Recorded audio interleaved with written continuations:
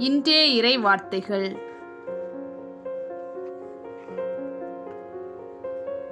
எந்த அதிகாரத்தால் நீர் இவற்றை செய்கிறீர்? மார்க்கு எழுதிய தூய நற்செய்தியிலிருந்து வாசகம். பிரிவு 11 இறை வார்த்தைகள் 27 முதல் 33 முடிய. அக்காலத்தில் இயேசுவும் அவருடைய சீடர்களும் மீண்டும் எருசலேமுக்கு வந்தார்கள். இயேசு கோவிலில் நடந்து கொண்டிருந்த போது தலைமை குருக்கள், மறைநூல் அறிஞர்கள், மூப்பர்கள் ஆகியோர் அவரிடம் வந்து, எந்த அதிகாரத்தால் நீர் இவற்றை செய்கிறீர்? இவற்றை செய்ய உமக்கு அதிகாரம் கொடுத்தவர் யார் என்று கேட்டனர். இயேசு அவர்களுக்கு மறுமொழியாக, நானும் உங்களிடம் ஒரு கேள்வி கேட்கிறேன், நீங்கள் மறுமொழி கூறுங்கள். அப்போது எந்த அதிகாரத்தால் இவற்றை செய்கிறேன் என நான் உங்களுக்கு சொல்வேன்.